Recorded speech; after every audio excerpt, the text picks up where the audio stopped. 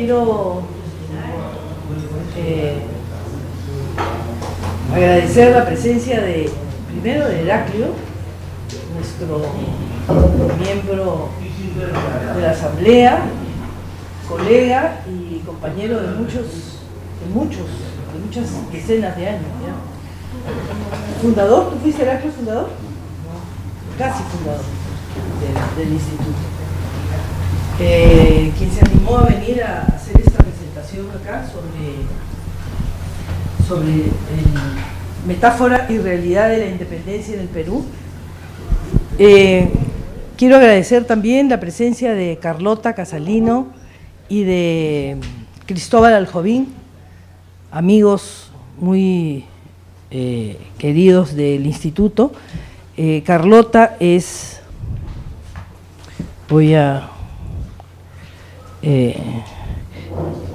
bueno, aparte de ser una profesional con amplia experiencia en la gestión pública, ella es docente en el Departamento de Humanidades en la sección de Historia de la Universidad Católica y San Marcos, las dos universidades, estupendo.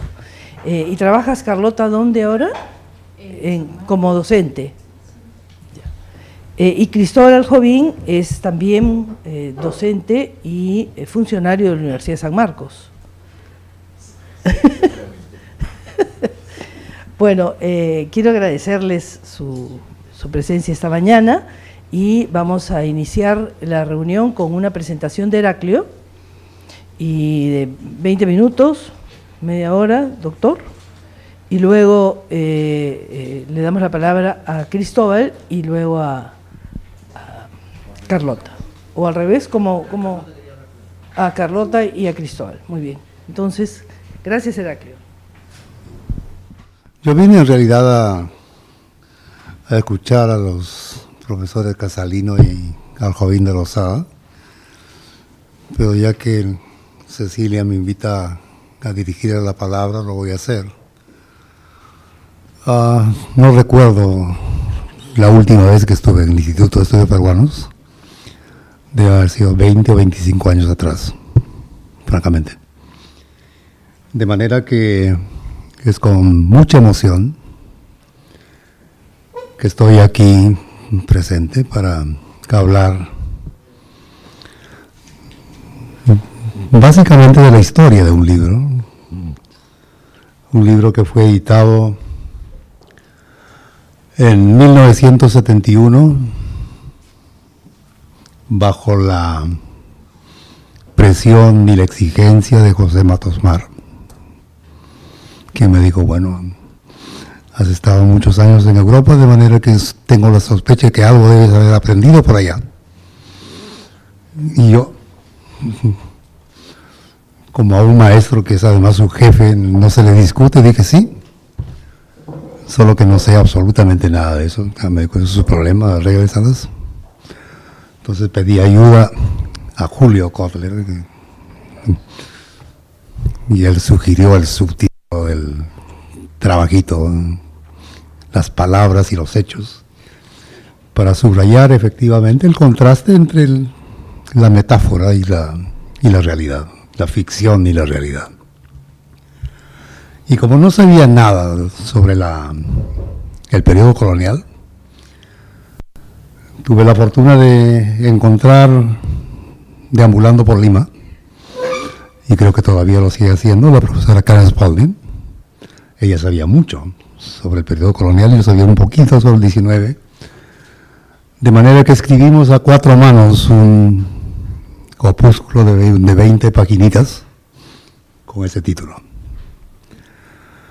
Y de esa fecha, de 1971 al 2016, ya no recuerdo cuántas son las ediciones del libro, estoy compitiendo con Mariátegui, pero fue cambiando y finalmente que el título cuasi definitivo es Metáfora y realidad de la independencia en el Perú.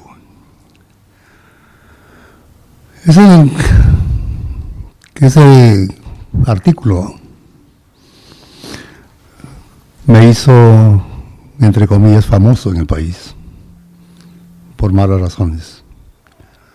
E incluso corrió el riesgo que al instituto lo cerraran. Y Julio me decía que fue gracias a la profesora Marta Hildebrand que eso no se hizo. Y ciertamente Velasco, que andaba buscando algún tonto que efectivamente confirmara su convicción de que ellos estaban efectivamente conquistando la segunda independencia, la auténtica, puesto que la primera, según había dicho un errático historiador peruano, no había sido tal. Perfecto. Pero es una extraña paradoja. Primero porque el libro, como dije, fue objeto de denostación, de acusaciones, y creo que uno de los pocos que tuvo el valor de defenderlo fue Javier Díaz-Canseco, quien dijo exageradamente: aquí empieza la nueva historia del país. Los historiadores consagrados en su mejor tradición, empezando por Jorge Basadre, se quedaron efectivamente mudos. Y ese libro no decía nada absolutamente nuevo. Es decir, toda persona medianamente educada podría fácilmente reconocer que lo que ahí se decía era lo obvio.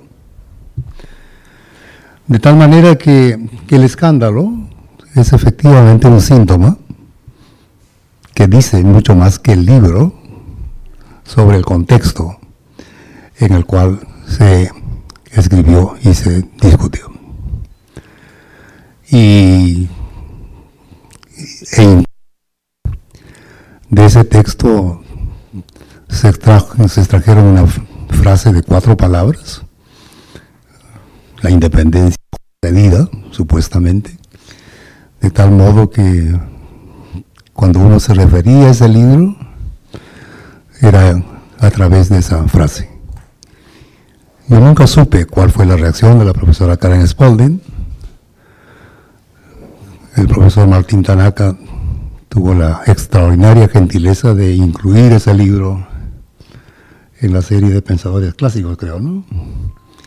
Ni tanto honor, ni tanta vergüenza, francamente. Entonces, quiero ratificar aquí las tesis centrales que ese trabajo sostenía con fuerza. La primera, que la independencia no hubiera sido posible del Perú sin la intervención de San Martín primero y de Bolívar después. Segundo, que no fue resultado de un consenso social del tipo del mestizaje promovido por el profesor José Agustín de la Puente y Candamo, como sabe muy bien. Tercero, que no erradicó por completo las raíces del ordenamiento colonial. Y cuarto, que ese proceso no tenía nada que ver si la única pregunta era si queríamos o no separarnos de España. Lamento decirlo, esas 4 tesis escritas hace 25 años las mantengo, a menos que alguien se atreva efectivamente de pensar que San Martín era peruano y Bolívar no era tal, y al menos que alguien multiplique efectivamente el número de combatientes peruanos que estuvieron en Junín y Ayacucho. Entonces, eso sigue igualito. Ahora, la primera tesis ameritó el calificativo de ser un exponente del así llamado dependentismo, porque todo venía supuestamente de fuera y nada de dentro. Lo segundo, que era ignorar la participación de los descendientes nativos o de los afrodescendientes, como es ahora políticamente correcto hablar. En el libro se decía indios y negros y punto, porque eso de afrodescendientes en el contexto colonial no tiene sentido. Lo tercero, que nada cambió, que era un nuevo fundamentalismo.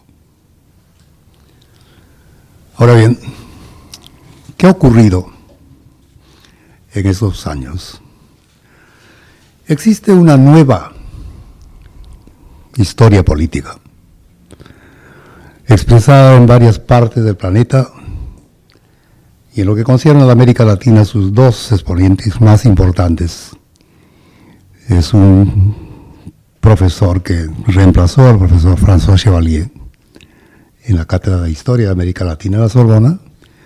Su nombre es François Javier Guerra, y su libro más conocido se titula Modernidad e Independencia en el Perú.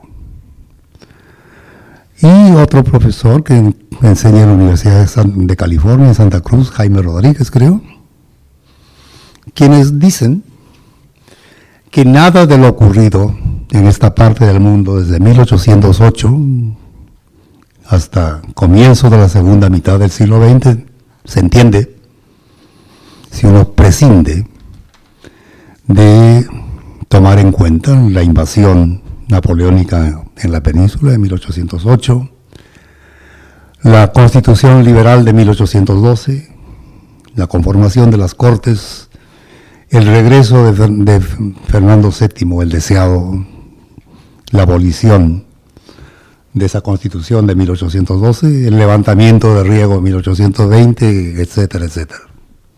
Entonces, todo lo que ocurre acá sería una derivación directa de los acontecimientos de la metrópoli. Y por cierto, los acontecimientos de la metrópoli fueron decisivos, pero no tan determinantes. Lo señalo porque mi supuesto dependentismo frente a las afirmaciones tan categóricas y tan contundentes de uno de los eminentes profesores de la Sorbona es nada, ¿verdad? Para François Javier Guerra, ni Túpac Amaru, ni Pumacahua, ni los Angulos, ni Tuticuanti, efectivamente cuentan para nada. Bueno, en segundo lugar,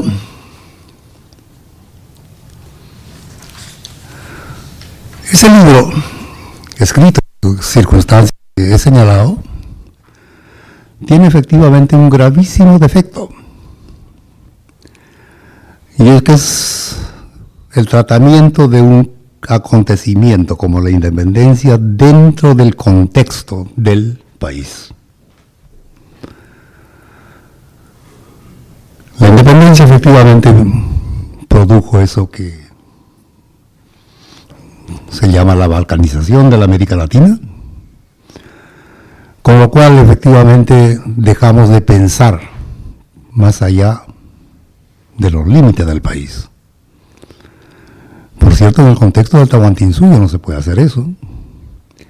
En el contexto de la colonia tampoco, porque por lo menos hay que tener en cuenta la Nueva Castilla, la Nueva España, el Río de la Plata, la Nueva Granada.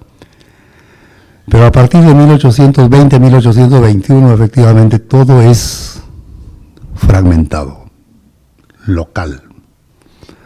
Esto de mirarse el ombligo está muy bien, a condición de que el ombligo sea bonito, ¿no? Uno va, cuando hace estudios en el extranjero, llevando las valijas llenas de papelitos sobre la pequeña chacra que los interesa. Y creo que para el asunto de la América Latina esto implica varios riesgos. Primero, la independencia es un proceso continuo y concatenado. Lo que quiere decir que no se puede entender nada de lo que ocurrió, por ejemplo, aquí, si uno no empieza mirando desde el norte hasta el sur. Y en segundo lugar, que tampoco se puede entender lo que ocurre aquí si uno prescinde efectivamente de lo ocurrido en la otra orilla, en el otro lado del Atlántico. Porque la geografía de la independencia plantea un problema que es el siguiente. Es decir, ¿cómo explicar las disidencias tempranas? Caracas y Buenos Aires, por una parte, con las tosudas resistencias, es decir, México y el Perú. Pero para no hablar en el caso extremo de fines del 19, por una parte de Cuba y, por cierto, de Puerto Rico. Ahora, entender ese proceso implica pensar, repito, de manera conjunta, este conjunto de procesos que integraron la coyuntura de la independencia. Alguien que intentó formular una hipótesis fue Perry Anderson, el que escribió los libros que usted conoce muy bien y el que fundó conjuntamente con Barrington Moore esa cosa que se llama la sociología histórica. Él dijo, siguiendo a su maestro, que ese resultado tan heterogéneo efectivamente fue el desenlace de una específica correlación de fuerzas entre las principales clases agrarias. Por una parte los terratenientes y por otra parte los pequeños productores rurales, que además de ser pequeños productores rurales eran indios. Y desde hace mucho tiempo uno sabe, en efecto, que las resistencias de las élites de la Nueva España y de la Nueva Castilla, es decir, del Perú, a cualquier veleidad de separación, en el caso de México se deben a Hidalgo y a Morelos, y en el caso del Perú, a Túpac Amaru. Siempre a mí me causaba mucha risa que una cierta historiografía proponía a Túpac Amaru como uno de los prohombres de la independencia, ¿no es cierto? Si teníamos como candidatos a próceres de la independencia, creo que 1000 personas. Y uno decía, bueno, con tantos candidatos, ¿por qué demonios no se produjo la independencia? Y lo que uno sabe efectivamente es que el mejor garante de la estabilidad colonial fue justamente Túpac Amaru, porque con él, los otros, rápidamente se dieron cuenta de lo enormemente peligroso que implicaba la movilización independiente de la población indígena. Además, por cierto, del hecho notable que Túpac Amaru nunca quiso separarse, ¿no es cierto? Daniel Valcárcel escribió un libro diciendo que Túpac Amaru era prócer de la independencia. En la segunda edición de su libro afirmó exactamente lo contrario. Y él pasó muchos años estudiando al personaje, de manera que yo dejo la duda.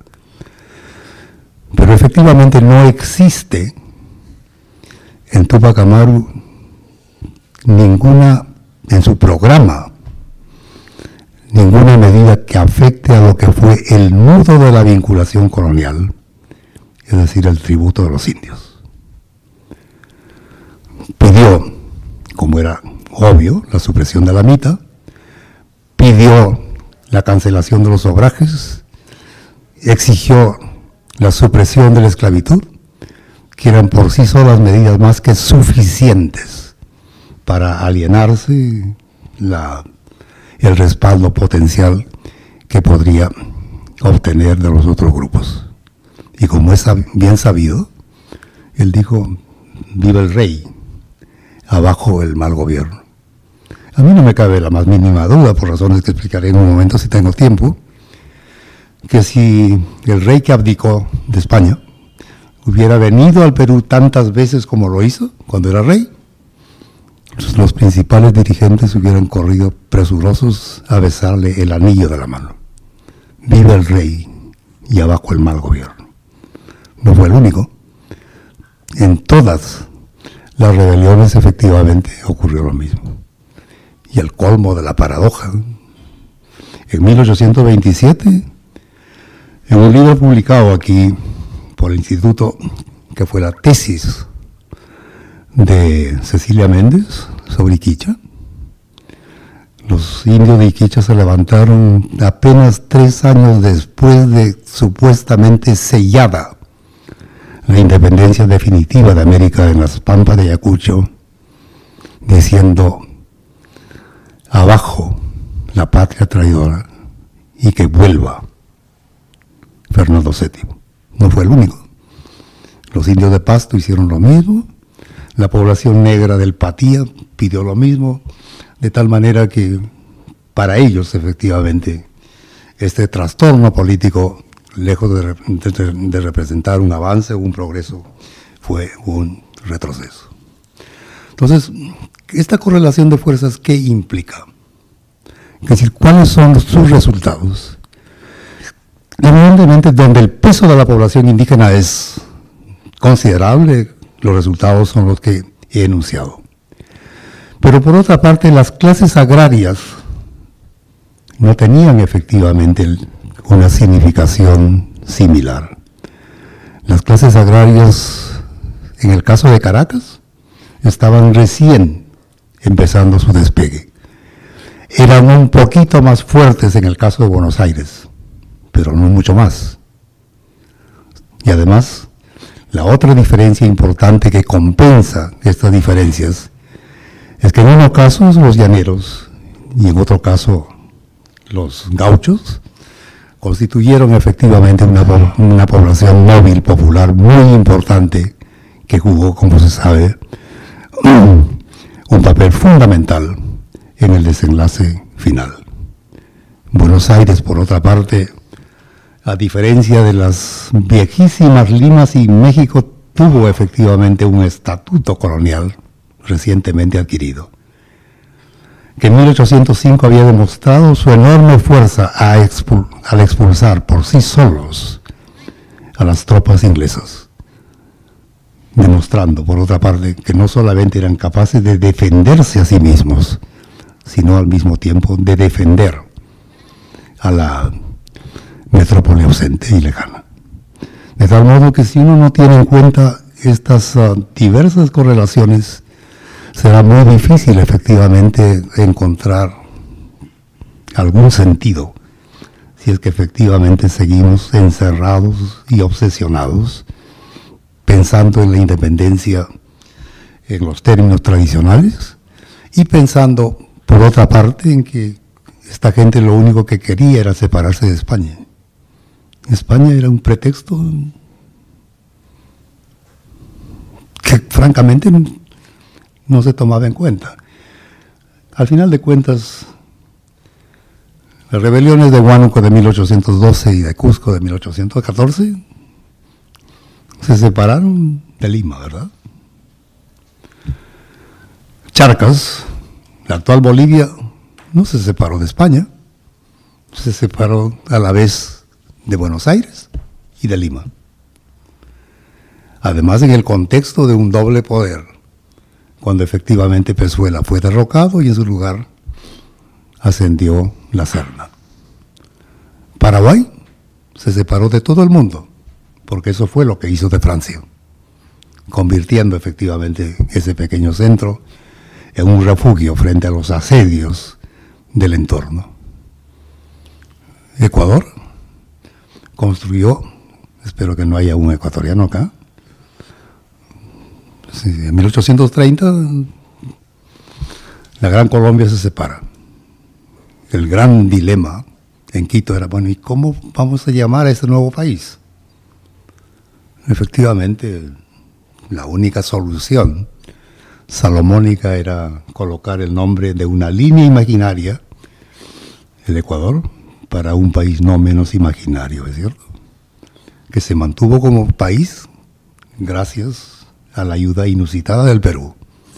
Velasco Ibarra, cuya historia efectivamente atraviesa el Ecuador del siglo XX, decía: oiga, compañeros, sobre todo los sindicatos, ahí están las tropas peruanas, de manera que si ustedes no disuelven esa rebelión, los acuso de traición a la patria.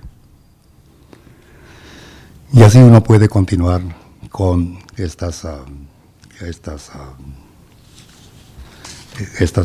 coyunturas. Además, falta mucho todavía por conocer acerca de la composición interna de la sociedad colonial. En el texto que la profesora Karen Spalding escribió, yo tengo mucha curiosidad de preguntarle qué es lo que ella piensa 25 años después del texto que tuvo la imprudencia de escribir conmigo. En ese texto se hablaba en el lenguaje ritual del momento entre criollos y españoles.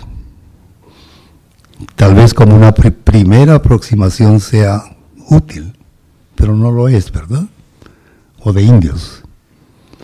Como decía el amigo Parodi aquí, en esos tiempos ser obrero es algo relativo.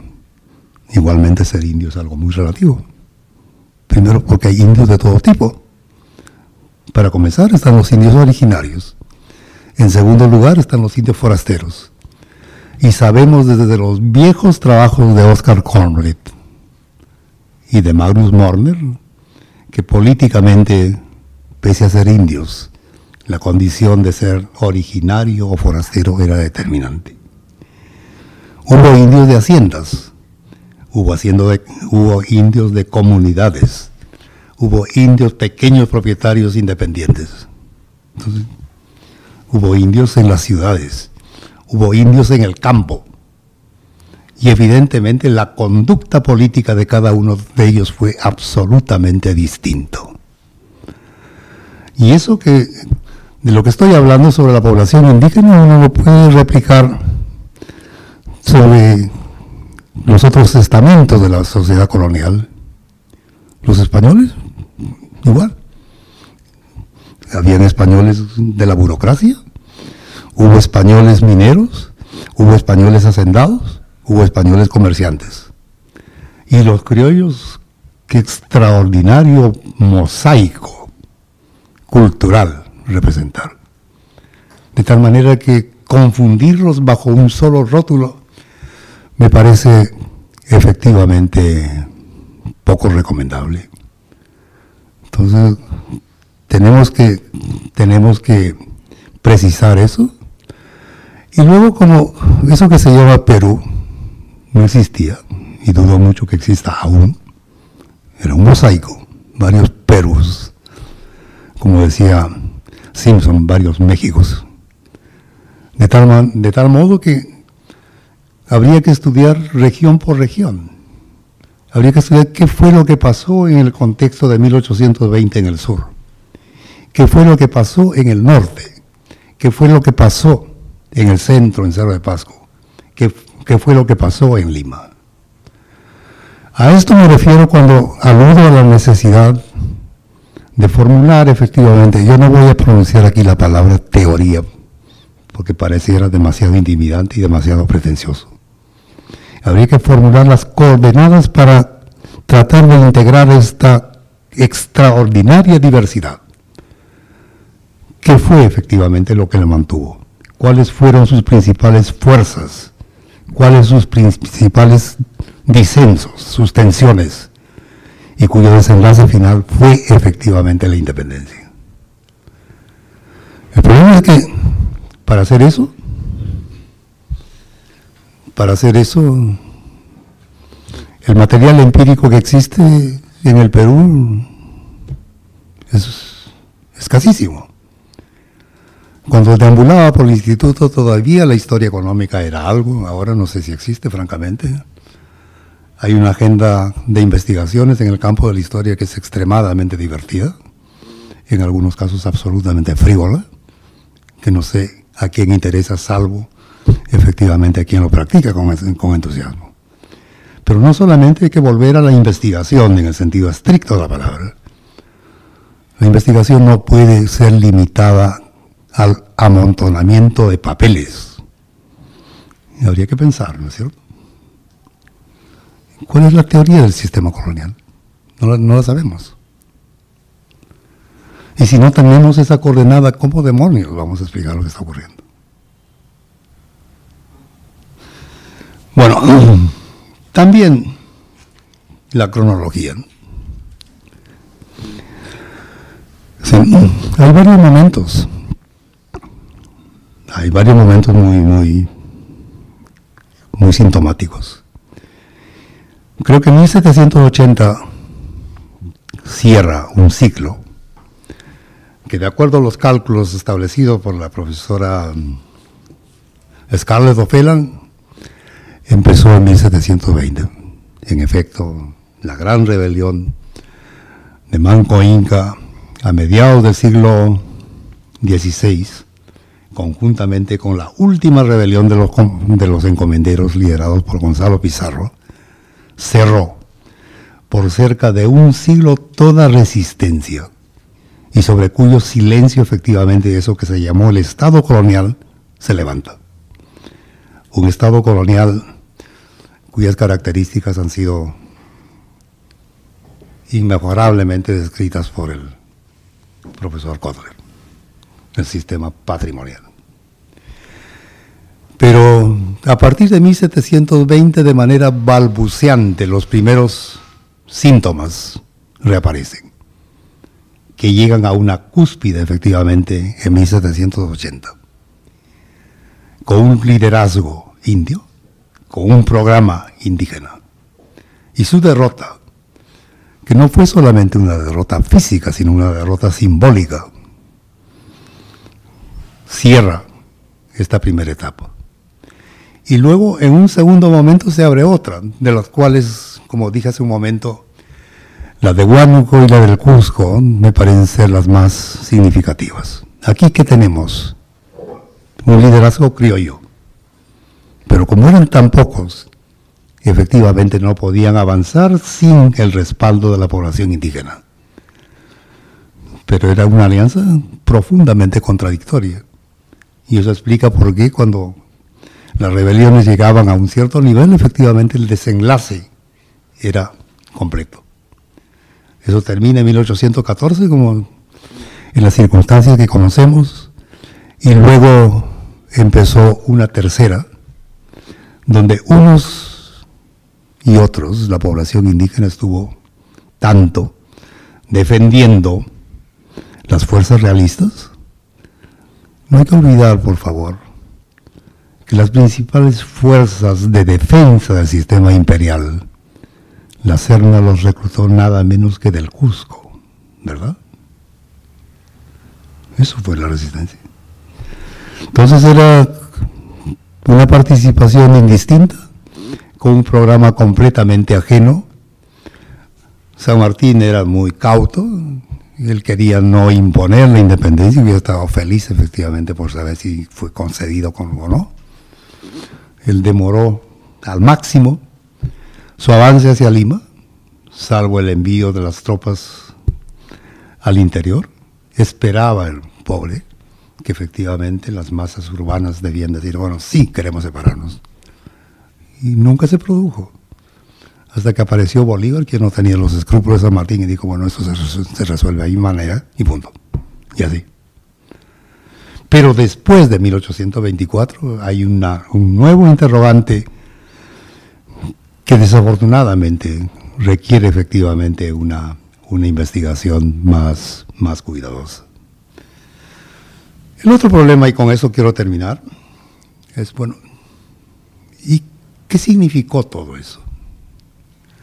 Es decir, ¿cuáles fueron las consecuencias de la independencia? En el corto plazo, no cabe la más mínima duda. Salvo Argentina, efectivamente, hasta 1850, todas las economías latinoamericanas ingresaron en una profunda recesión. Y se levantan con el guano, en 1850, con la plata en Bolivia, en el último tercio del siglo XIX, con el cacao en el Ecuador en la última década del siglo XIX, etcétera, etcétera. Entonces, un estancamiento que es el más claro indicio de los efectos económicos de la independencia. En efecto, los esclavos fueron reclutados bajo el señuelo de la libertad que nunca se les concedió. Con la población indígena ocurrió lo mismo. Pero no solamente eso, la figura, la metáfora utilizada en esos momentos para referirse al estado de la economía peruana, como saben muy bien, era la Venus del Milo. Decían, el Perú es como la Venus del Milo, le falta 2 brazos. Esos brazos son capitales por una parte y mano de obra por otra. Los animales de transporte fueron utilizados con otros fines.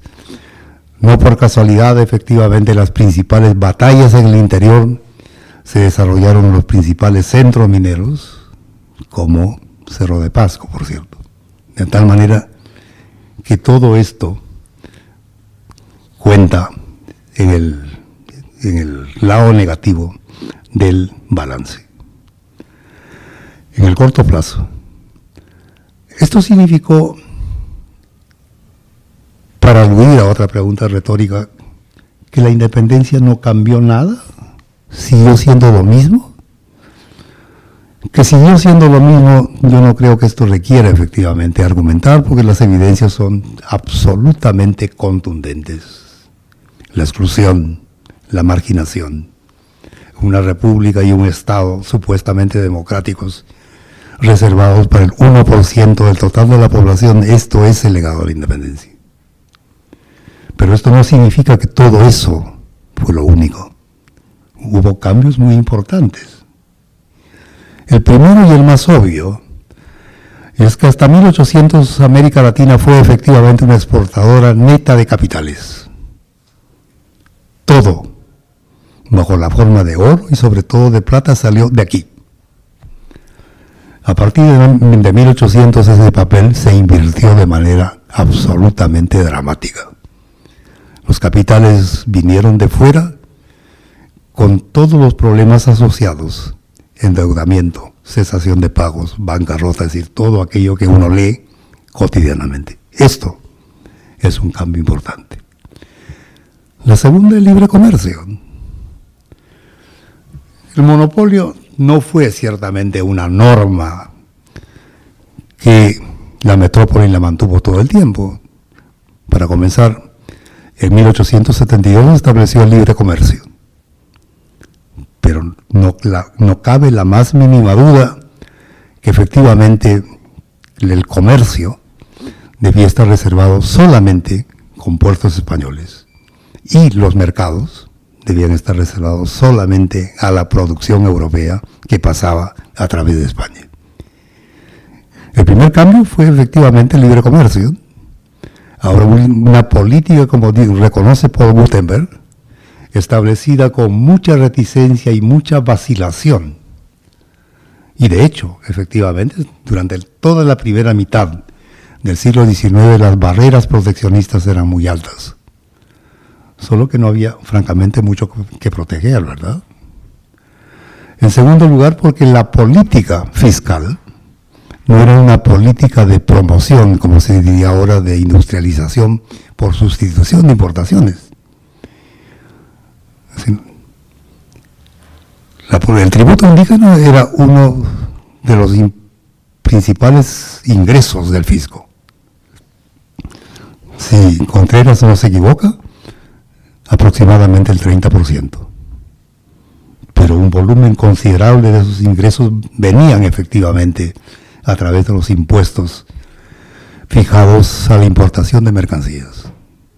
En el Perú nunca se pudo imponer ese tipo de impuestos a las exportaciones, porque la correlación entre impuestos a las exportaciones y golpe de Estado es matemáticamente perfecta. Entonces, ¿y qué mejor manera de incrementar los ingresos del fisco vía la renta de las aduanas que liberalizando el tráfico? Y en ese sentido, efectivamente, esta política fue completamente distinta a la que Bismarck estableció en Alemania vía el Zollverein. Fue completamente diferente a lo que Roosevelt estableció en Estados Unidos a través del New Deal. Ahora, Las implicancias del libre comercio significó efectivamente que los pequeñísimos mercados que mal que bien existieron en el espacio peruano fueron rápidamente capturados por la exportación de telas inglesas. El precio final de una yarda de tela inglesa valía efectivamente 5 veces más barato que el equivalente de eso mismo producido en algún obraje o en el Cusco o en Arequipa. De tal manera que ese mercado no tenía nada que ver con la producción interna. Esto no significa, como alguien dice, que bueno, nosotros, nuestra élite estaba mucho más caracterizada por su propensión al consumo que a la producción. No eran bobos.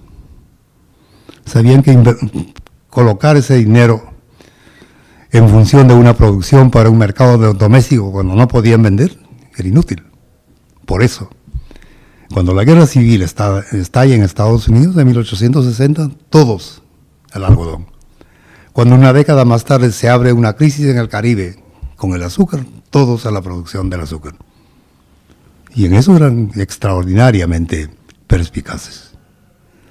Solo que tenemos una economía completamente fragmentada, ayudada además un poco más tarde efectivamente por la construcción de los ferrocarriles. Ayer hablábamos de Pardo. Pardo decía, una vez que se construyen los ferrocarriles, la masa indígena, al compás del sonido, del silbato, del tren, se van a despertar. Contrariamente a lo que piensa mi amigo Ramón Pajuelo, creo que las masas indígenas siguen durmiendo. Y el ferrocarril ha pasado varias veces por ahí. Pero la otra pregunta es, ¿qué tipo de élite, qué tipo de política económica uno tiene cuando en lugar de efectivamente de erradicar las bases coloniales que sostuvieron este sistema, el programa más avanzado fue la modificación de las condiciones de transporte?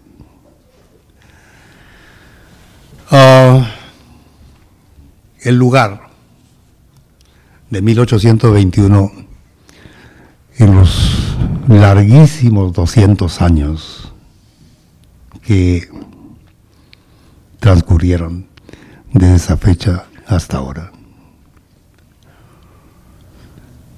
Creo que uno de los rasgos claramente visibles en términos económicos es efectivamente el papel central que tuvo la explotación de la renta natural y la venta de esta renta natural en el mercado internacional.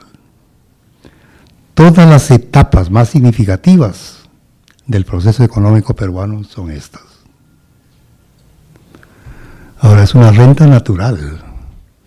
Los costos de producción de un quintal de guano no debe ser más allá de una libra esterlina. Por consiguiente, aquella gente pensó que estas fortunas y estos destinos eran asociados a la lotería y no efectivamente al trabajo. Si uno quiere un ejemplo complementario, Venezuela, ¿no? La Venezuela que producía tabaco es completamente distinta a la Venezuela que produjo petróleo. Ahora, en esas condiciones, por cierto, cuando la apuesta hacia el mercado externo es absoluta, uno no necesita efectivamente repetir todos los argumentos de Previch. Son economías profundamente vulnerables. Y como por otra parte los antídotos que se formularon para escapar de esa situación no eran completamente convincentes de los antídotos formulados en el funcionamiento de una política de libre cambio extremo, se produjeron efectivamente cenizas cada vez más y más significativas para continuar con lo mismo. Miren, España controló, mal que bien, sus colonias durante 300 años, sin un ejército. Eso que se llama ejército, como saben muy bien, apareció después de Tupac Amaru. ¿Cómo lo hicieron? Con las milicias. Ahora, pedir que las milicias controlen a los sujetos coloniales es efectivamente como si uno confiara al zorro que controlara al gallinero. De tal modo que esta condición colonial se interiorizó desde muy pronto. De tal manera que eso que se llama la identidad nacional o cualquier otra, se construyó efectivamente en el espejo, no del adversario, sino del dominador. Por eso, los más consecuentes con este orden colonial fueron y siguen siendo de sus supuestos ciudadanos del país. Ahora, todo lo que estoy diciendo es el resultado de pensar y pensar y leer y leer. Anoche terminé, gracias a la invitación del profesor que nos acompaña aquí, 1100 páginas de un testimonio de un alemán que vivió en el país 80 años y él escribía a diario lo que pensaba y lo que veía en el país. Entonces yo tenía la sospecha de que habían ciertos sesgos y habían ciertos prejuicios en lo que había escrito y estaba pensando. Pero ahí hay una confirmación de un testigo excepcional acerca de una situación. Yo quisiera que el bicentenario, o como se le llame, creo que no hay nada que celebrar, francamente, ¿no? Para la población indígena es un día de duelo. Para la población negra igualmente. Pero si por lo menos pudiéramos tomar esa efemérides como un pretexto para seguir conociendo, para seguir pensando. Y yo debo a José Matos esta intuición genial cuando creó el Instituto de Estudios Peruanos. Aquí la historia en el Perú no es un adorno. Todos los problemas están efectivamente anclados y hacen parte de una densidad histórica que por fuera de ella, mucho me temo que no puede ser comprendido. Muchas gracias por la atención y ahora yo quiero escuchar con mucho interés a lo que la profesora Casalino y el profesor Cristóbal. Buenos días a todos y todas. En primer lugar, deseo agradecer al IEP por la invitación a participar como comentarista del libro que hoy se presenta, así como a Heraclio Bonilla, autor de Metáfora y Realidad de la Independencia del Perú, en su 6ª edición. Se trata, como voy a mostrar a continuación, no solamente va a partir de lo que ha señalado Heraclio hoy día de manera tan lúcida, sino se trata de un libro cuya lectura, después de 45 años, sigue vigente. Es indispensable realizar, los estudiantes, los escolares, por supuesto, tienen que reflexionar sobre este acontecimiento, y reflexionar y pensar en los términos que corresponden, pensar en un país que el día de hoy sigue teniendo tantos problemas como tenía en sus orígenes. Si bien uno de sus capítulos, el famoso La independencia en el Perú, las palabras y los hechos, respondió a un contexto particular, significó, como el mismo autor lo ha señalado, un punto de quiebre de lo que hasta ese momento la historiografía había desarrollado en torno al tema de la independencia. Los otros capítulos abordan este tema de la independencia tratando de demostrar la complejidad de ese periodo, de reflexionar sobre lo que fue su significado y especialmente identificar aquellos puntos oscuros que es necesario seguir investigando. Mis comentarios los he organizado en base a lo que me parece son los ejes utilizados por el autor para analizar la independencia, y por ello destacaré aquello que me ha llamado la atención y luego concluiré con algunas preguntas que me ha sugerido la lectura. Son preguntas que en realidad se las formulo a mis alumnos, ¿no? a los chicos, a las personas que vienen. El primer eje tiene que ver con aspectos teóricos y metodológicos que ya justamente también ha señalado Heraclio hace un momento.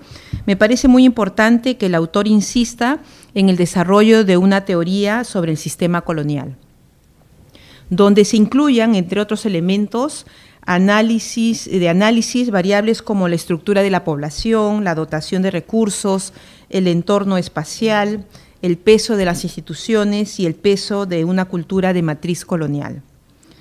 Asimismo, me parece muy importante que se analice la independencia y esta crisis a partir de estos dos puntos o elementos o parámetros del tiempo que tienen que ver con la estructura y la coyuntura.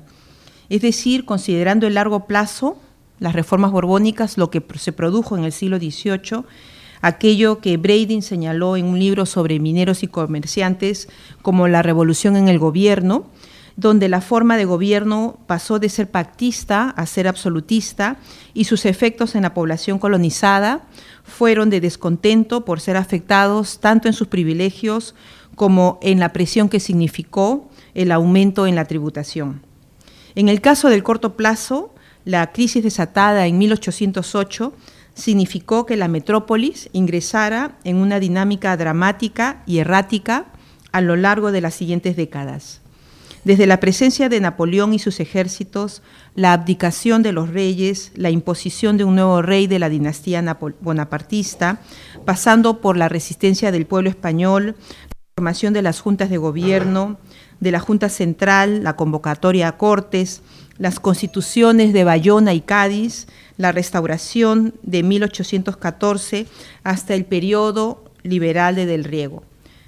Adicional a ello, también me parece muy importante su análisis desde la relación de dominio entre España y América, es decir, una relación colonizador blanco, colonizado indio, y así se puede explicar por qué la dominación política era indispensable para que la metrópoli se apropiara del excedente colonial a través de la imposición fiscal y el monopolio comercial. Analiza, en ese sentido, las instituciones extractivas que corresponden justamente a ese hecho colonial: la mita, la encomienda, el patrimonialismo, el pactismo y la política mercantilista. Otro eje que me parece muy importante y que atraviesa toda la obra y que es justamente la característica de los trabajos de Bonilla es el de la historia económica.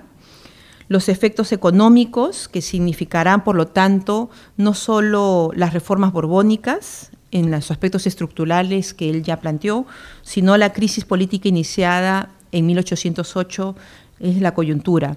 Y para eso no es gratuito que él dedique este libro, entre otros maestros, a Ruggiero Romano. Especialmente se nota la impronta de su libro Mecanismo y elementos del sistema colonial, que es una síntesis justamente para entender en qué consistió y cuál fue ese mecanismo que movió el sistema colonial. En el caso de las reformas borbónicas, lo más impactante fue la pérdida de Potosí, la situación de Cerro de Pasco, los problemas del abastecimiento del mercurio desde España. En la coyuntura, los egresos serán el doble de los ingresos, los nuevos impuestos y aumento de los anteriores, dando lugar al incremento de precios, hambruna, que hacen más intensa la crisis política. Destrucción física de los principales centros de producción, haciendas, obrajes, centros mineros, así como la pérdida de mano de obra esclava y nativa, la pérdida de capital humano, éxodo de 10.000 peninsulares en el caso del Virreinato del Perú, en síntesis, pérdida de infraestructura, de fuerza laboral y de capitales. Analiza además cómo son y cómo caracterizan esas relaciones de dependencia entre los distintos tipos y sectores sociales y económicos que hay en este análisis. El otro eje tiene que ver con la historia social. Advierte el autor que tengamos claridad en lo heterogéneos que fueron los grupos criollos, los indígenas, los mestizos e incluso los españoles, ¿no? Y él justo ha señalado eso, los criollos de Lima y los criollos de provincias, qué distintos eran, qué intereses tan diversos tenían, los indígenas, las élites indígenas, ¿no? Las coyaguas, aucarrunas, cusqueños, en fin, todos distintos entre sí, o como señaló también los indígenas comuneros de los indígenas forasteros. También que analicemos con cuidado los conflictos e intereses, así como los conflictos que surgen a partir de las diferencias de estatus y las diferencias étnicas. Asimismo, el autor señala con claridad que a la patrimonialización del poder político correspondía a una corporativización del conjunto del sistema colonial, dando por resultado la fragmentación de los intereses sociales.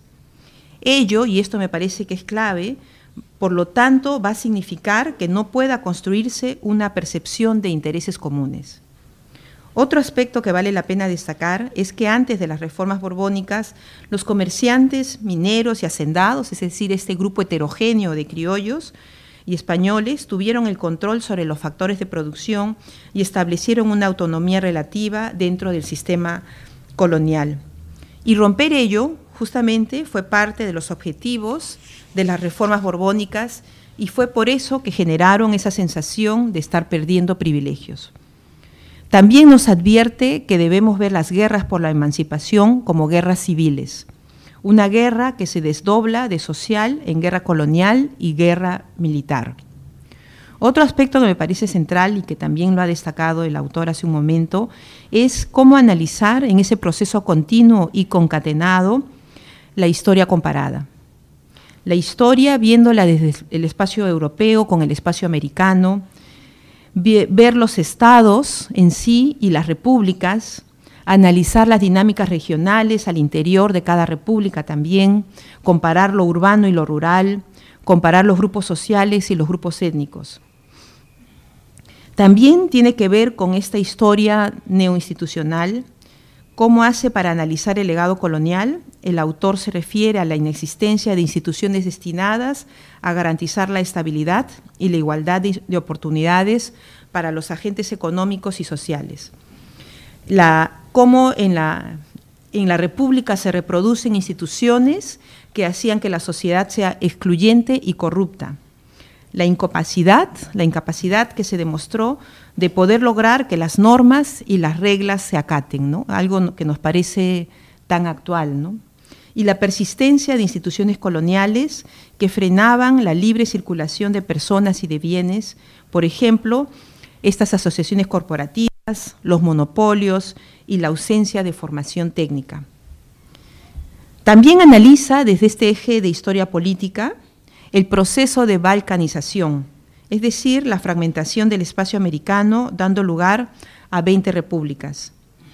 También las características propias del Estado que surge con la independencia, con la emergencia de esa burocracia civil y militar que después se incrementará con el boom del guano, pero la característica estructural del Estado débil, sustentado en tributos y aranceles, de préstamos externos, desprovisto de una estructura financiera, todo ello como parte del legado colonial, pero incluyendo además en su análisis el legado político de la independencia, que entre otros elementos encontramos a los caudillos militares.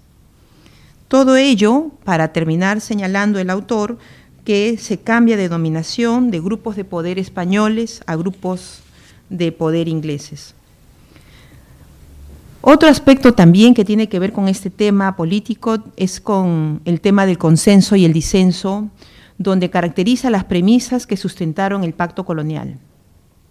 Es decir, el reconocimiento del soberano y a la vez la existencia de límites al mismo, la división fundada en repúblicas de indios y de españoles, la separación corporativa de españoles y criollos, la cooptación y complicidad entre la burocracia y los grupos económicos locales, la redefinición de una moral prehispánica que facilite la reproducción del pacto sustentada en la tierra y en el tributo, y mecanismos que permitieron absorber las tensiones del sistema, ¿no? Todo eso es lo que va a explicar justamente cómo hace que funcione ese sistema Y ese sistema es lo que se va a modificar con las reformas borbónicas.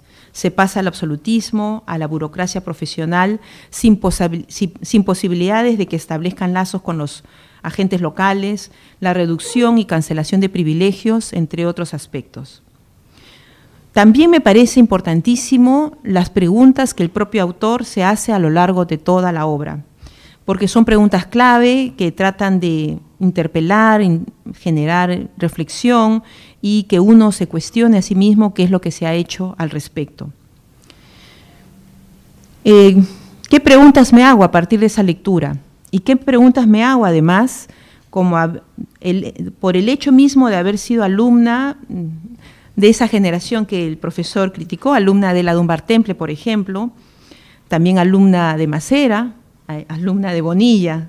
Entonces, ahí tengo, como ustedes verán, sentimientos encontrados. Entonces, las preguntas que me hago es, ¿cómo analizar la independencia en su historia política? Por ejemplo, si esas elecciones desarrolladas en este periodo producto de las crisis, estas elecciones prerepublicanas que surgen a partir de la crisis de 1808 en adelante, son efectivamente una revolución en sí misma, como planteó François Xavier Guerra en el Virreinato del Perú. Los símbolos patrios, los rituales, los héroes hoy en día, ¿qué significado tienen el día de hoy para los jóvenes, para los niños? ¿Por qué la persistencia del legado colonial, es decir, la persistencia de corrupción, de discriminación, de seguir manteniéndonos primarios exportadores, o del legado mismo de la independencia, como fue el caudillismo, persisten hasta la actualidad? U otra pregunta como, ¿por qué seguir celebrando el 28 de julio y no celebrar otras fechas tan o más importantes para rememorar ese proceso y reflexionar sobre lo que efectivamente significó? ¿O cómo se pudo pretender una independencia sin cambiar las estructuras de la sociedad colonial? ¿La independencia fue realmente una coyuntura crítica? ¿Cuál fue su significado a la luz de lo que la historiografía ha producido hasta la actualidad? ¿Y cómo vemos la independencia cara al bicentenario? Muchas gracias. Ante todo, decir que estoy emocionado de estar aquí, emocionado por comentar un texto que es un clásico de la historiografía, un texto que se leyó, como recuerda Carlota, en las aulas y se discutió muchísimo y creó una gran pasión, digamos, que es un texto que escapó del ámbito universitario y se trasladó al debate público. Un texto además que fue redactado, y acabo de hacer cuenta, cuando yo estaba en tercero de primaria, publicado, en pocas palabras, con pantalón corto, etcétera. Y agradezco por estar aquí. Heraclio Bonilla es un historiador que se ha caracterizado por ser extremadamente polémico y combativo, ¿no?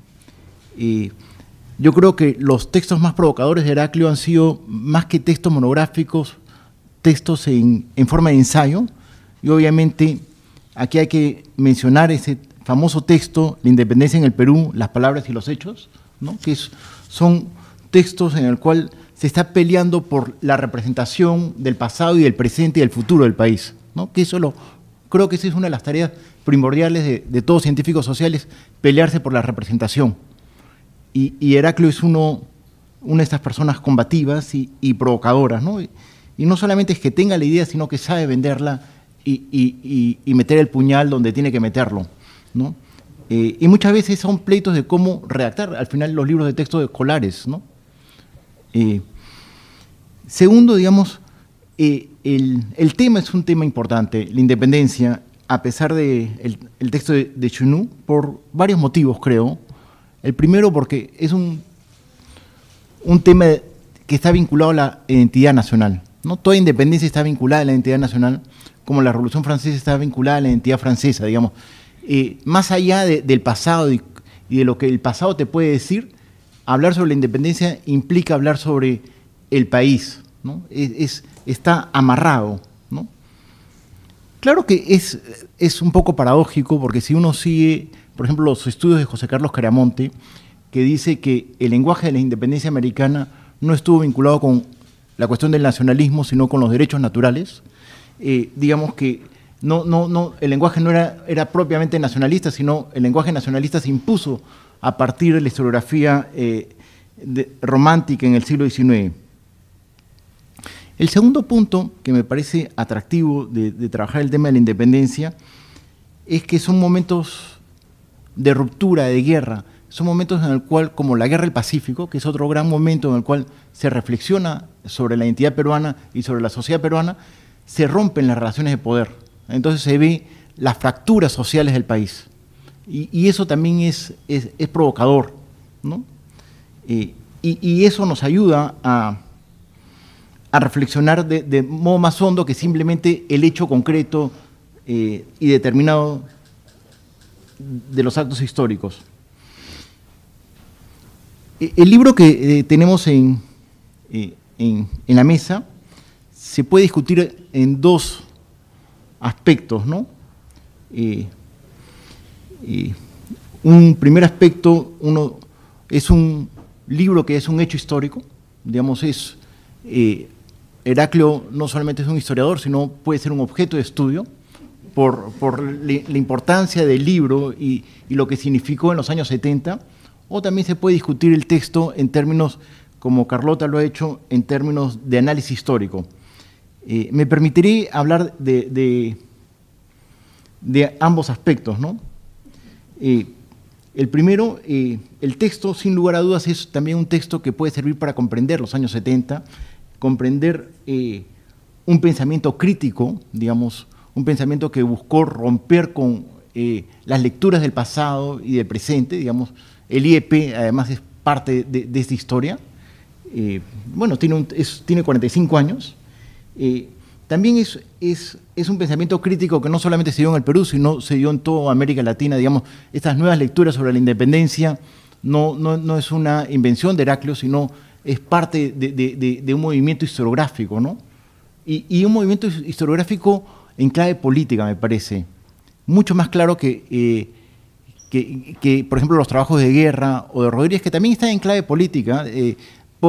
Sobre todo se puede comprender a partir de la caída del muro de Berlín, o como una crítica a la historiografía marxista, pero estos son los personajes que escribieron estos trabajos en los años 70, abiertamente dijeron cuáles eran sus opciones políticas. Y si recuerdo bien, Heraclio mismo dijo que había que crear una nueva historiografía para las clases medias y otros sectores sociales, ¿no? Entonces, me parece sumamente interesante. Alex Loaiza ha escrito un bonito artículo sobre la historiografía sobre la independencia, que si puedo leer bien mi letra, tiene el título del Perú mestizo a la idea crítica, historiografía de la independencia, disculpen, ya no puedo leer más, 1920-1980, tengo un problema de leer mi letra, en el cual Loaiza dice algo bastante interesante, es que hay un ciclo de la historiografía sobre la independencia que está en clave sobre la nación, ¿no? Digamos que detrás de discutir la independencia se está discutiendo la nación, ¿no? En el cual uno puede vincular a Bonilla con De la Puente, en el sentido en el cual ambos están pensando en la nación. Sin embargo, Bonilla lo hace de modo crítico, digamos, ¿no? Da otra versión sobre la nación, que es una nación fracturada o una nación no existente, ¿no?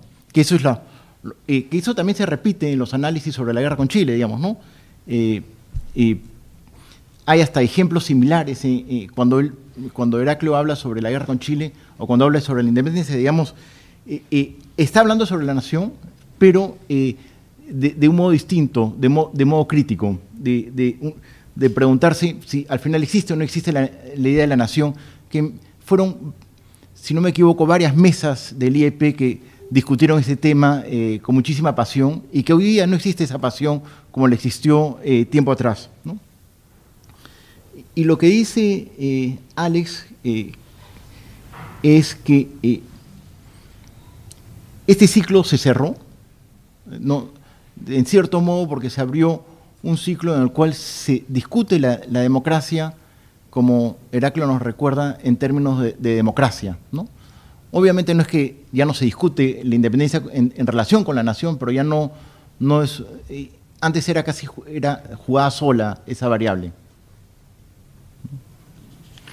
Heraclio ya nos recordó que también, digamos, la importancia y la pasión que creó este debate fue casi una telenovela. Creo que lo quisieron meter preso, hubo debates en la prensa, fue toda una cosa que escapó, digamos, de este recinto, ¿no? Que usualmente el mundo académico está muy reducido y solamente después a través de los textos escolares se esparce, pero digamos, el debate que suscitó Heraclio fue un debate que trascendió, lo cual implica que es un termómetro para notar qué tan importante era en su momento.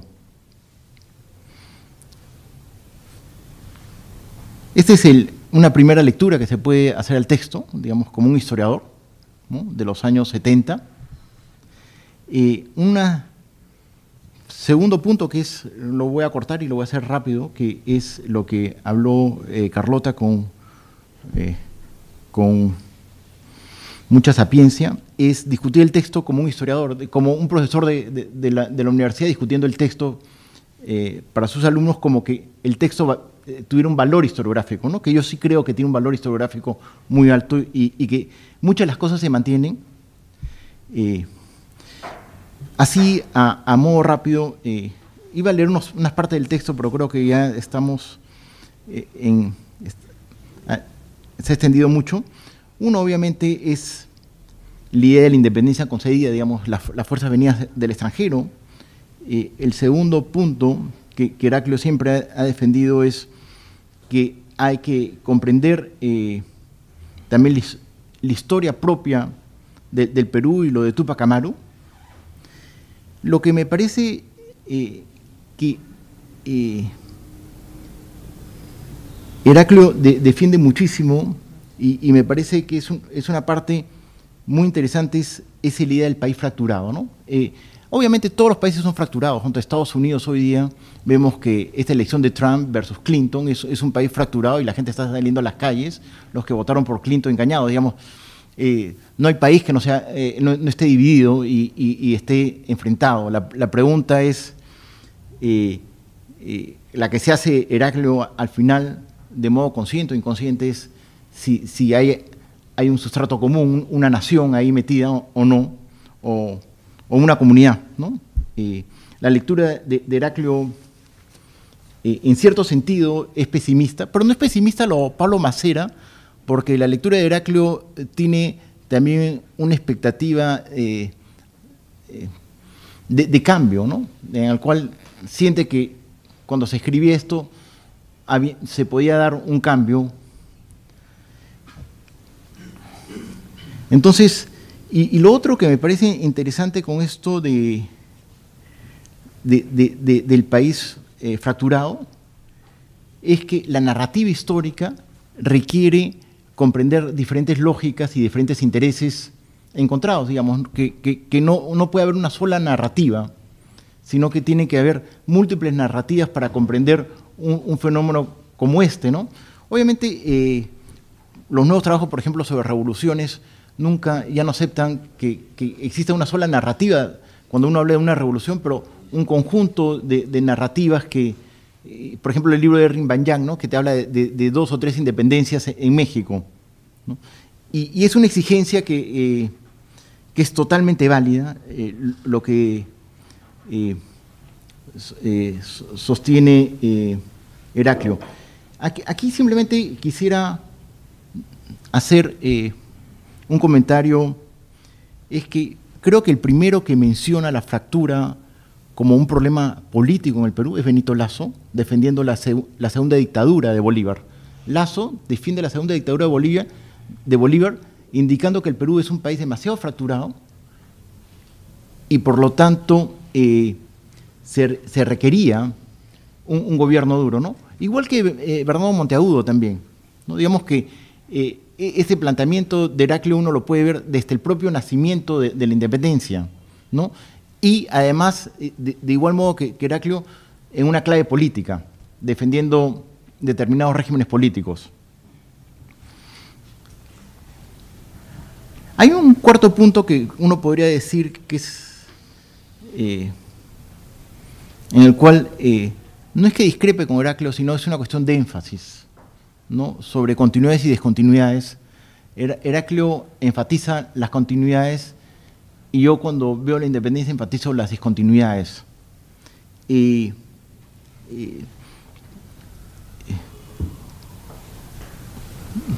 Digamos, muchas veces el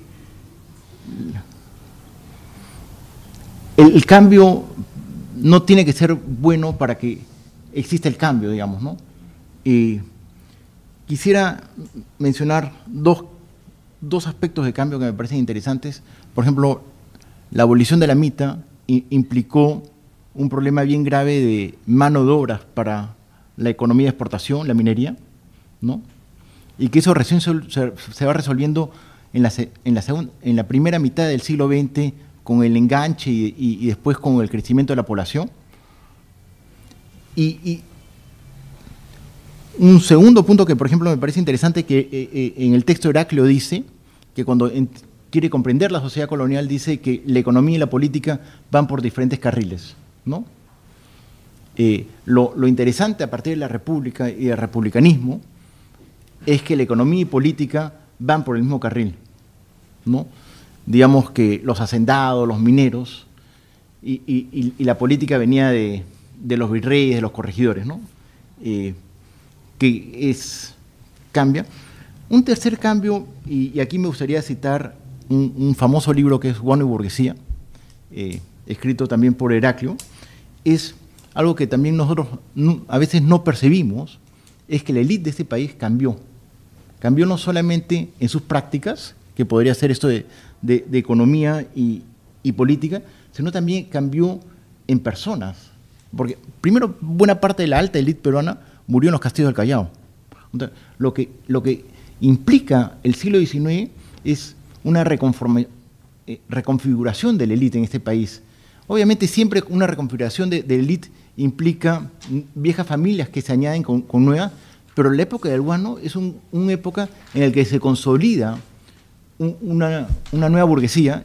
Aquí está también Ulrich Mucke, que en su primer capítulo de su libro trabaja, digamos, y explica cómo se constituye la burguesía peruana, pero es una burguesía en la cual son nuevas caras, nuevas familias vinculadas con antiguas familias, pero también nuevas prácticas, y aquí para mencionar el diario de Bit te grafica muy bien cómo esta nueva burguesía actúa en la vida privada y en la vida pública y confunden ambas, ¿no? Y para terminar, simplemente de vuelta a decir que ya como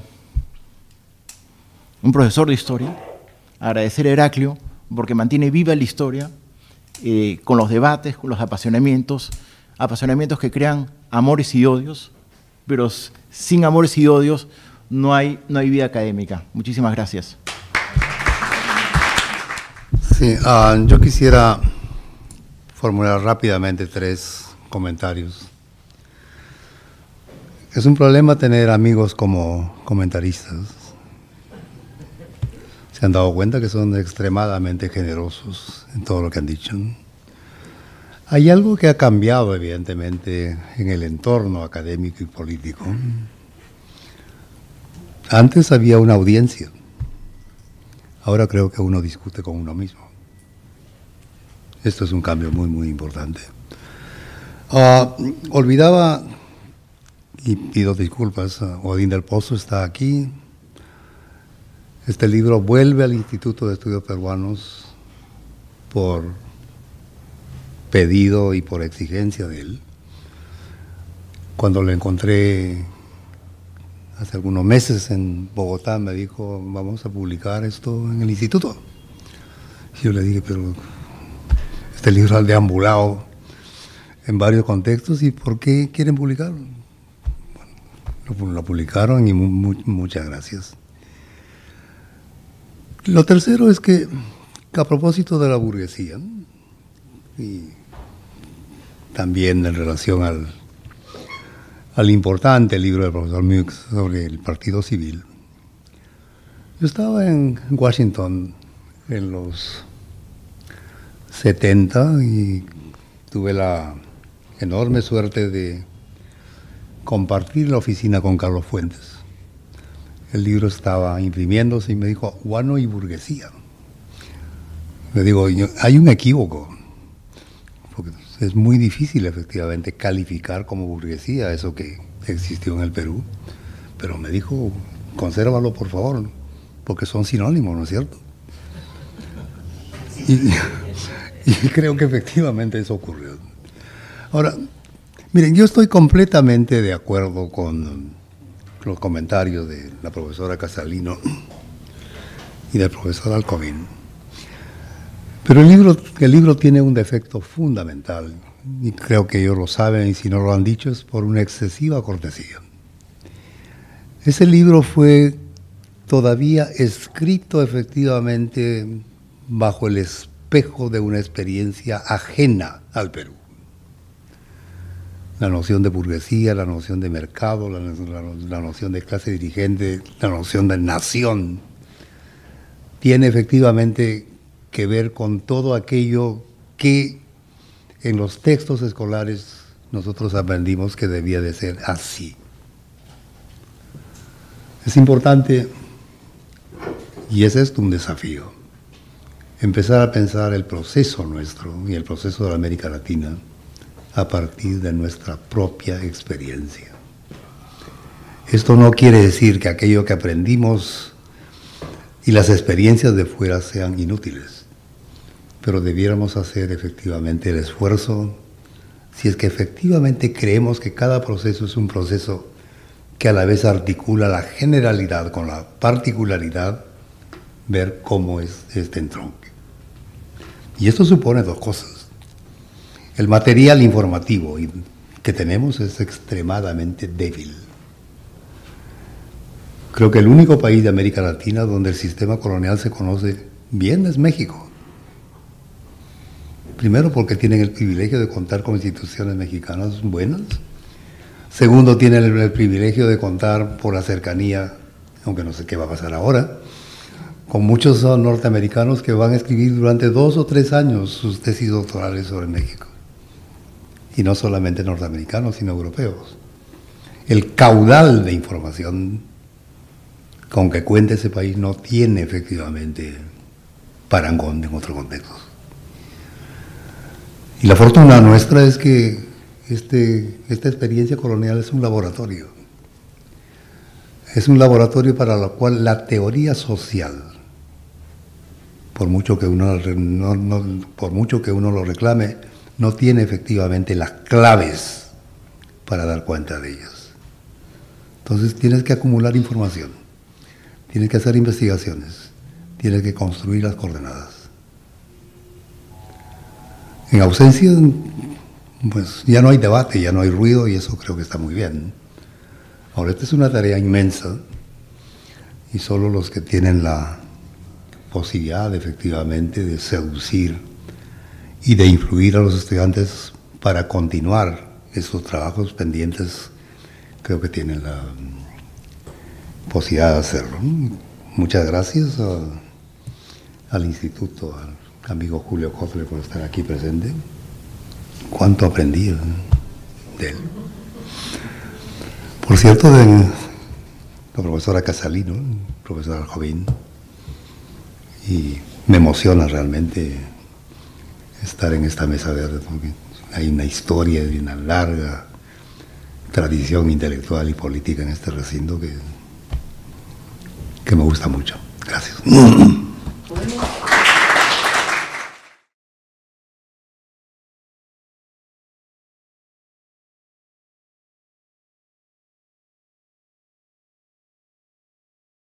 Gracias, Rolando Rojas, del Instituto.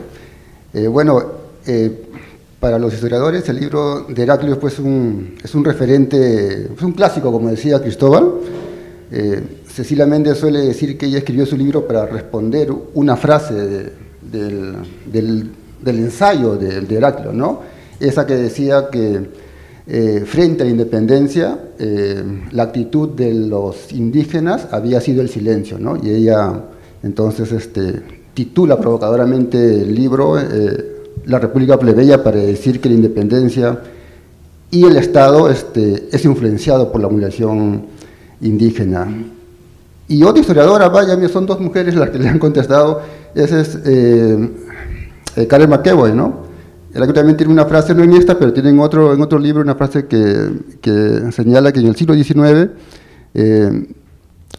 no hubo una clase, hubo una clase dominante, pero no una clase dirigente, ¿no? No hubo una clase que construyera un proyecto nacional. Y efectivamente, McEvoy titula su libro precisamente, Manuel Pardo, un proyecto nacional en el siglo XIX, ¿no? Entonces es un libro de un autor clave para todos nosotros, y podemos seguir enumerando otros autores que han ido dialogando críticamente con Heraclio. Yo solo voy a hacer una pregunta que tiene que ver con algo que ponerle tal vez más énfasis del que ya le puso Cristóbal, que tiene que ver con esto del cambio y las continuidades, porque si uno mira la sociedad colonial y uno la compara con el siglo XIX, en realidad mi observación es que son mundos totalmente diferentes, totalmente transformados. En el siglo XIX, o sea, con la independencia, tenemos a militares haciendo política, monopolizando la esfera política, cosa que nunca había ocurrido en el periodo colonial. Nunca rompen la cadena de mando, recién rompen con la CERN, o sea, es una cosa totalmente novedosa en el mundo de la política. Había hacendados, pero no había, como había militares, pero no había hacendados con poder. Era algo, cuando cae la burocracia colonial, es cuando se produce un vacío de poder y los hacendados emergen con, poder, con influencia local, regional, que no habían tenido porque habían sido contenidos por el corregidor, por los intendentes, por esta burocracia. En tercer lugar tenemos a los mestizos que habían ocupado un lugar intermedio en la sociedad colonial, intermedio hacia abajo, pero que en el siglo XIX lo vemos más bien vía el ejército, más bien en posiciones de poder, ministros, presidentes, ¿no? Gamarra, etcétera, podemos decir. Y para cerrar, digamos, una última cuestión sobre estas continuidades estos elementos de ruptura que yo observo. Es algo que lo ha profundizado bastante Cristóbal en su libro, ¿no? O sea, el lenguaje, el imaginario político es radicalmente, o sea, el liberalismo es radicalmente, o sea, eso es una cosa, o sea, el pensamiento colonial, o sea, es una cosa totalmente distinta al siglo XIX, donde la agenda política, el lenguaje, el imaginario, las elecciones, las instituciones nos hacen ver que sería una cosa distinta. Los mismos hombres del siglo de la independencia, cuando se refieren, o sea, los que participan en la independencia en la década de 1840, 1850, se refieren a ese momento, hablan de un antiguo régimen, ¿no? Para referirse al periodo colonial. No ven muchas continuidades en eso, aunque sí tributo y en otros elementos podemos ver eso. Y hablan también de la independencia como una revolución, no tanto como un simple cambio superficial, ¿no? Bueno, esto era para, en realidad, provocar un poco el diálogo. Buenas, mi nombre es Alex Loaiza. Es muy grato tener de nuevo la publicación del texto de Heraclio Bonilla, y el texto es un clásico, no porque todo lo que afirme sea cierto, no podría decir que, como Rolando ha mencionado, señalar varias críticas, varias cosas que no se sostienen, pero al igual que los textos de Mariátegui, ¿no? es un texto clásico porque te plantea preguntas, te plantea sobre todo ese sentimiento de crítica, ¿no? ante verdades, ante supuestas verdades. Entonces, en ese sentido, leerlo hoy, tras una coyuntura de textos de historia política, de historia de discursos políticos, de ideas sobre todo, el texto de Bonilla puede plantearnos preguntas que nosotros podemos considerar o respuestas que no son válidas, pero que las preguntas en sí, ¿no?, te llevan a cuestionar. Es decir, es muy cómodo sentarse en una mesa donde todos están de acuerdo, pero es poco fructífero eso.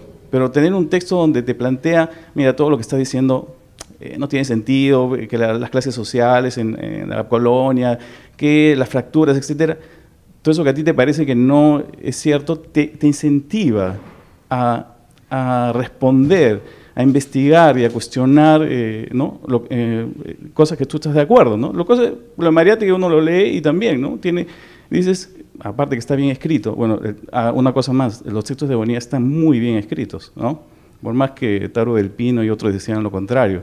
Entonces, da gusto leerlo, por más que no estés de acuerdo. Pero eso es lo que yo creo que es útil, y esa es la respuesta a la pregunta de Bonilla, pero ¿por qué publican de nuevo, otra vez mi texto? No, porque es grato leerlo y porque incentiva, ¿no?, seguir estudiando la independencia y cuestionarlo, ¿no? De hecho, ya hay un par de libros escritos para cuestionar sus ideas, y de hecho esperemos que haya más libros que hagan lo mismo. Gracias. Mi nombre es Juan San Martín, soy historiador y profesor de la Universidad Tecnológica del Perú. En realidad ha sido una exposición del doctor Bonilla muy interesante y que, ratifica sus tesis de hace algún tiempo, como él mismo lo ha dicho, pero creo sí que conforme han ido avanzando las investigaciones de los colegas historiadores sobre nuestra época de la independencia, se sabe que han habido evidentemente participación de grupos indígenas a favor de la causa de la independencia. No todos estuvieron del lado del rey de España, ¿no? Habría que ver, por ejemplo, algunas obras escritas, ¿no? Por ejemplo, la de Raúl Rivera Serna, la que menciona que hubieron guerrillas de montoneros que estuvieron del lado de San Martín, ¿no?, como las lideradas por Cayetano Quirós y otros más, y así otras investigaciones que nos muestran que en efecto hubieron indígenas que estuvieron del lado de la independencia, ¿no? No se sabe si eran, digamos, estos indígenas conscientes de lo que estaban haciendo, pero en efecto hubieron esos movimientos, ¿no? Entonces, creo que las investigaciones actuales muestran de que había seriamente una fractura social en el Perú, ¿no?, y que no todos estaban de acuerdo con una perdurabilidad del régimen colonial aquí, ¿no? Ahora, de hecho, sí, la herencia colonial que se mantiene hoy día en el Perú es evidente, ¿no? Hay racismo, hay discriminación, pero me parece que eso puede tener solución con una buena educación, ¿no? Creo que ese sería mi aporte. Muy buenos días, agradezco la oportunidad de poder conversar con el doctor Heraclio Bonilla. En sí quería trasladar una gran duda que me surgió precisamente al conocer la existencia de este documento, ¿no? Como todo joven que sale de colegio, ¿no?, está impactado por la historia, ¿no?, a veces trágica, pero a fin de cuentas es una historia oficial, digamos una historia que te dice que hay héroes, te dice que la independencia ha sido conseguida tras una gran lucha, ¿no?, en la cual muchos peruanos se sacrificaron y demás, ¿no? Y luego te enteras de que dices que no, la independencia tuvo otros móviles, ¿no? Muchos no la quisieron. Entonces, quería consultarle, ¿no?, en estos momentos en los cuales hay mucha crisis, y no creo que la crisis de ahora sea nueva, pero ¿qué tan difícil es construir una identidad o una conciencia nacional a partir precisamente de conocer estas verdades, ¿no?, de saber de que no todos estuvieron del lado de la independencia, o que, digamos, hay muchos móviles que, digamos, atentan contra ella, ¿no? De repente creo que eso también fue discutido en el tiempo de la revolución de Velasco, ¿no?, porque precisamente Velasco quería una versión nacionalista de la historia, pero igual creo que conocer la verdad, a pesar que sea cruel, en muchos casos, como que, digamos, impide precisamente esa construcción de conciencia, ¿no? Quería saber su posición básicamente sobre ello. Bueno, me parece que ha sido una mesa verde fantástica, interesantísima, gracias a Heraclio. creo que lo más interesante es escucharlo, Heraclio. Entonces yo quisiera pedirle un comentario sobre un tema que se desprende de todo lo que hemos estado discutiendo, ¿no? Heraclio decía que había que entender el contexto de la independencia como un proceso concatenado, continental. Y yo quería preguntarle cómo ve él, siguiendo esta lógica de algo concatenado y continental, las décadas posteriores, a la luz del análisis que hace, ¿no? En el contexto en donde, digamos, esta región que después se convierte en la República del Perú, bueno, y aparecen las demás repúblicas, termina en una situación en donde, de ocupar pues esta situación central privilegiada durante el orden colonial, termina quedando a la saga del desarrollo sudamericano, ¿no es cierto?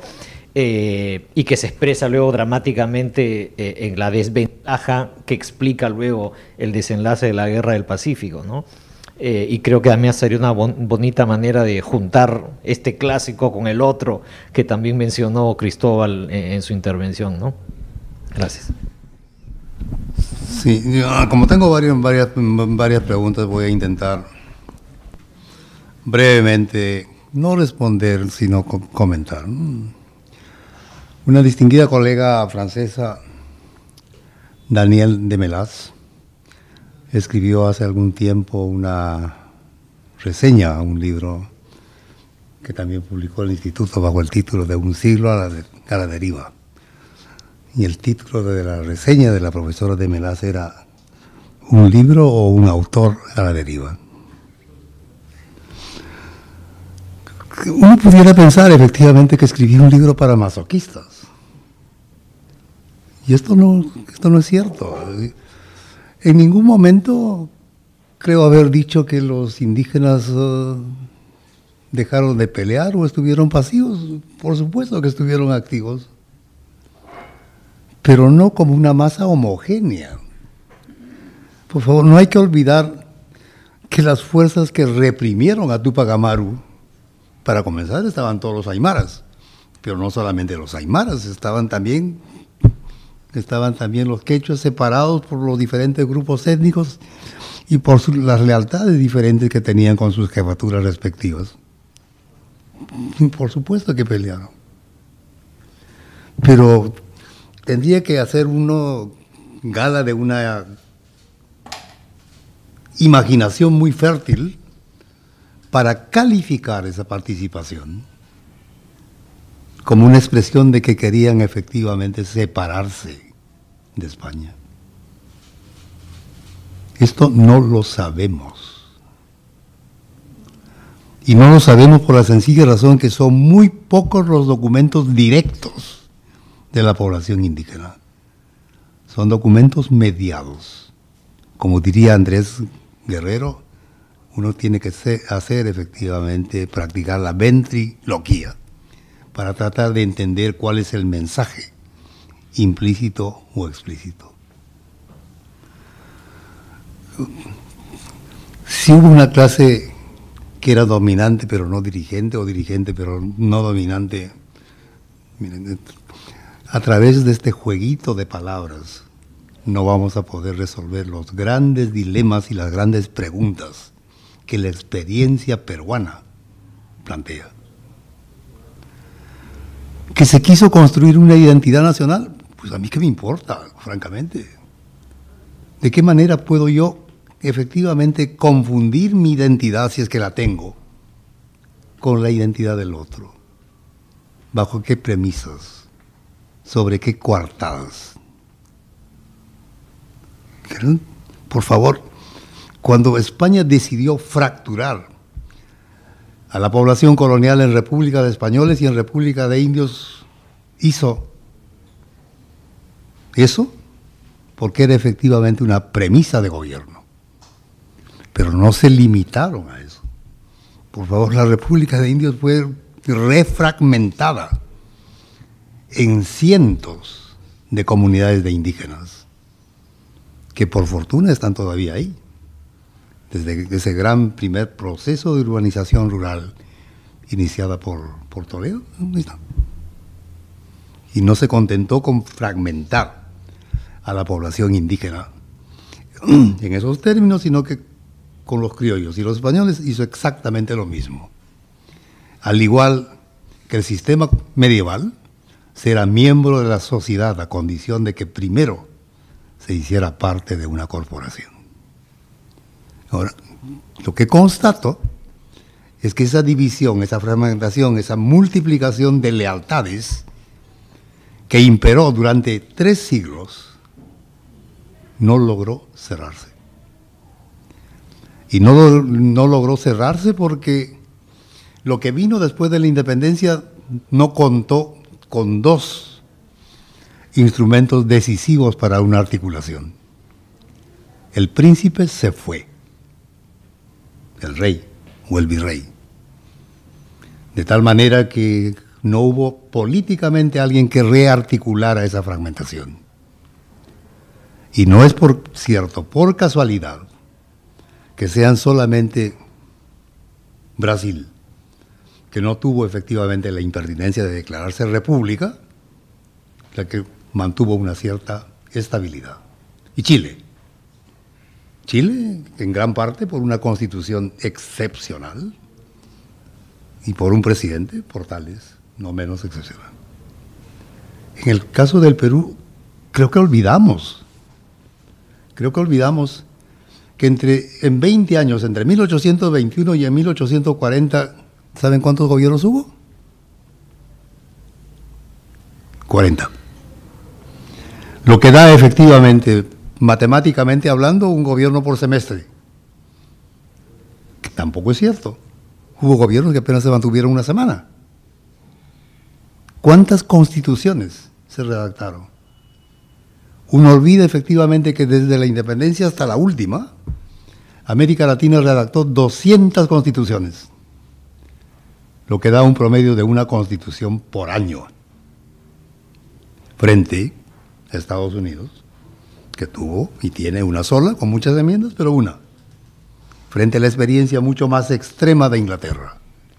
Estas son las cuestiones que uno efectivamente empieza a ver cuando mira la experiencia peruana en el espejo. Pero eso puede igualmente establecer confusiones y por eso, vuelvo a repetir, tenemos que empezar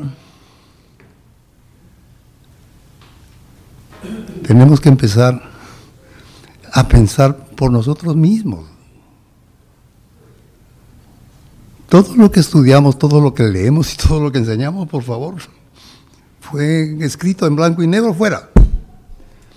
¿Cuáles son las 2 únicas expresiones genuinas del pensamiento latinoamericano? Lamento decirlo, la teoría de la dependencia. Lamento decirlo, la teología de la liberación. Todo lo demás, como decía ya el viejo Mariátegui, es calco y copia. El compañero que se fue me decía, pero nunca hubo guerras ni separaciones militares. ¿Y qué fue eso? ¿Qué fue la guerra entre Pezuela y la Serna? ¿Acaso no fue la premisa para que esto se fragmentara? ¿Qué pasó en 1820, 1825 en Charcas con Olañeta?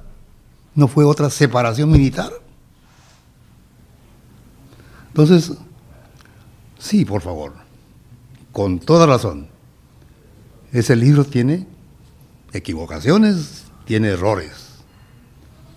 Pero por favor, debatamos esto con profundidad. No reemplacemos una ignorancia por otra. A mí me encantaría decir, bueno, señores, esto tiene tales flancos y esto no se puede efectivamente sostener más. Entonces, aquí hay otras evidencias. Pero no solamente se trata de echar a la cara del otro evidencias. Se trata de razonar, efectivamente, qué es lo que esto significa. Por favor, los indios pelearon, menos mal que pelearon. Pero, ¿y qué hacemos con eso? Bueno, miren, el proceso que inicia la independencia, que efectivamente es la apertura de un proceso de diversificación y de fragmentación continental. Y ahora comento rápidamente la pregunta del profesor Tanaka. No empezó, por cierto, con la independencia. De una manera u otra, las bases de esa fragmentación fueron preparadas, como dijo la profesora Casalino, en el marco de las reformas borbónicas. Antes de las reformas borbónicas, el comercio, solamente el comercio continental con España era permitido. Las reformas borbónicas no solamente abrieron nuevos puertos en América, sino nuevos puertos en España, como Barcelona, para comerciar con América y de esa manera, en el caso de Cataluña, efectivamente iniciar su despegue industrial. Pero lo que también hizo las reformas borbónicas fue facilitar y promover un tráfico intracolonial, en función de las ventajas comparativas ofrecidas por cada región.